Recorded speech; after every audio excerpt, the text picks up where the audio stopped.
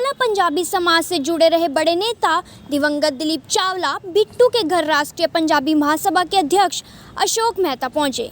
इस दौरान दिलीप चावला बिट्टू की पत्नी कांग्रेस नेत्री अमीषा चावला ने परिवार सहित मेहता का जोरदार स्वागत किया।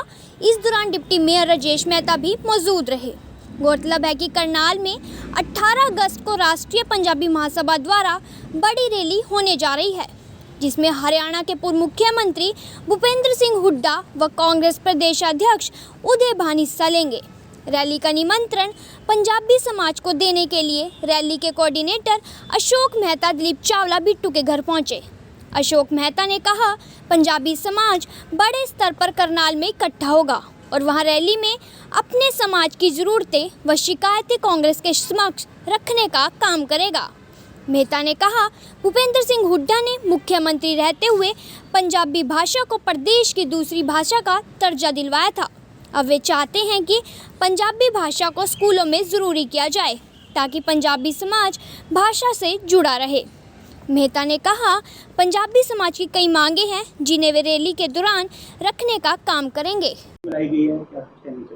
देखिए, आज पीसी बुलाने का मुख्य मुद्दा ये था कि हमारे बहुत ही सीनियर कांग्रेस की नेत्री हैं अमीषा चावला जी, जो राष्ट्रीय पंजाबी महासभा के भी अभिन्न अंग हैं। श्री राजेश मेहता जी हैं, जो डिप्टी मेयर हैं अम्बाला कॉरपोरेशन में और राष्ट्रीय पंजाबी महासभा के भी अभिन्न अंग हैं। मैं इनके माध्यम से अपने समाज को आज एक न्योता देने के लिए यहाँ पे आया हूँ कि 18 अगस्त को करनाल में एक प्रदेश स्तरीय हम पंजाबी सम्मेलन करने जा रहे हैं, जिसमें चौधरी भूपेंद्र सिंह हुड्डा जी चीफ गेस्ट होंगे, उदय भान जी इसमें गेस्ट ऑफ ऑनर होंगे और बहुत ही सीनियर हमारे समुदाय के नेता सुभाष बत्रा जी, जो पूर्व में मंत्री गृह होम मिनिस्टर रहे हैं, वो इस समारोह की सम्मेलन की अध्यक्षता करेंगे। अशोक अरोड़ा जी एक सम्मेलन के चेयरमैन हैं। मुझे स्टेट में कोऑर्डिनेटर इसकी जिम्मेवारी मिली है और बहुत सारे पंजाबी समुदाय के नेता हमारे इसमें शिरकत करने वाले हैं और एक बहुत बड़ी संख्या में हम ये प्रोग्राम करने जा रहे हैं। और जो आने वाला वक्त क्योंकि कांग्रेस का है, तो कांग्रेस हाईकमांड के सामने अपने समुदाय के प्रति हमारी जो समस्याएं हैं, जो हमारे हक हकूक़ हैं, उसके लिए भी हम उन पुरजोर वकालत करेंगे। राजनीतिक तौर पर हिस्सेदारी मिले, सरकारी तौर पर हिस्सेदारी मिले और बहुत सारी समस्याएं भी हमारे समाज के लोगों की हैं, उसका भी हल हो। हम कांग्रेस हाईकमांड से ये भी निवेदन करेंगे कि एक पंजाबी वेलफेयर बोर्ड बनाया जाए, जहाँ पर पंजाबी समुदाय के लोग अपने बहुत सारी जो समस्याएं आज भी पेंडिंग है उसके बारे में ग्रीवेंसेस रख सकें और पंजाबी कल्चर को, पंजाबी लैंग्वेज को कंपलसरी किया जाए, क्योंकि हरियाणा में पंजाबी भाषा अब सेकंड लैंग्वेज है। उसके लिए मैं आपके माध्यम से आदरणीय चौधरी भूपेंद्र सिंह हुड्डा जी का धन्यवाद करता हूं कि उन्होंने 2010 में हमारी मांग पे और बहुत सारे सामाजिक पंजाबी समुदाय के संगठनों द्वारा पंजाबी भाषा को दूसरा दर्जा देने की नोटिफिकेशन जो प्रदेश में लागू करी थी, तो चौधरी भूपेंद्र सिंह हुड्डा जी की सरकार ने करी थी। हम उनका धन्यवाद करते हैं। हम आगे अब मांग करेंगे कि इस पंजाबी लैंग्वेज को कंपलसरी किया जाए पढ़ाई में, ताकि बच्चों को पढ़ने का मौका मिले। इस लैंग्वेज को पढ़ने के बाद हमारे पास एक बहुत बड़ा कल्चर है, बहुत बड़ा विरसा है, क्योंकि 10 के 10 गुरु हैं, गुरु नानक देव जी से लेकर गुरु गोविंद सिंह तक, वो हम उनके वंशज हैं। उन्होंने इंसानियत के लिए बहुत बड़ा काम किया, अवतार पुरुष थे। उस वक्त उन्होंने समाज में बहुत बड़े सुधार किए और अंत में हमें गुरु गोविंद सिंह जी जो गुरु ग्रंथ साहब जी भी दे के गए। तो हमारे पास एक बहुत बड़ी इनहेरिटेंस है, उसको भी जागृत रखना है और उसमें हमेशा पंजाबी समुदाय 36 बरादरी को साथ लेके चले। भाईचारे की मिसाल काम करने में पंजाबी समुदाय सबसे आगे है। कहीं को विपदा हो, कहीं को दुख तकलीफ हो, तो सबसे ज़्यादा आपको समाज में पंजाबी समुदाय के लोग नज़र आएंगे। तो एक ऐसा कल्चर, ऐसा विरसा हमारे लोगों में है।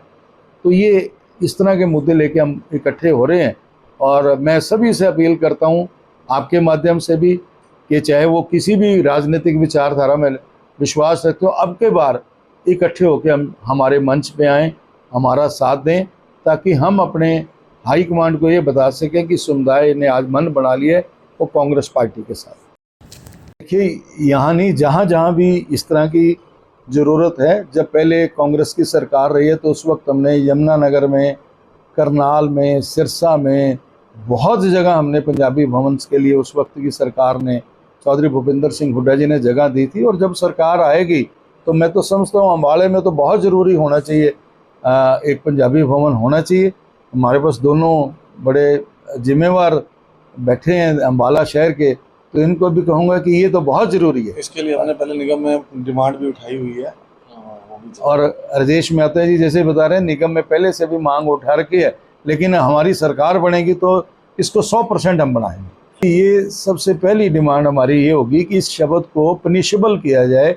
अगर समुदाय का कोई लोग हमें रेफ्यूज़ी कह के बुलाता है या रेफ्यूज़ी कहता है तो उसके लिए पनिशेबल होना चाहिए, क्योंकि हम रेफ्यूज़ी नहीं हैं। हम उस वक्त भी हिंदुस्तान के वासी थे, आज भी हिंदुस्तान के वासी हैं। और हमारी कौम ने जितना बड़ा सेक्रीफाइस, जितना बड़ा बलिदान देश और धर्म की खातिर दिया, किसी भी समुदाय ने नहीं दिया। अपना सब कुछ छोड़ के हिंदुस्तान में, आज के हिंदुस्तान में आ गए, उस वक्त भी हिंदुस्तान में रहते थे। तो हमें अगर कोई ऐसे शब्द बोलता है तो उसके लिए तो हम रिक्वेस्ट करेंगे, अपने मांग पत्र में भी रखेंगे कि इस शब्द को पनिशेबल किया जाए, ताकि कोई इस तरह की बात ना कह सके। देखिए 18 अगस्त को सुबह 10 बजे करनाल शहर के अंदर अनमोल गार्डन के अंदर ये सम्मेलन हो जा रहा है। आप सभी उसमें आमंत्रित हैं।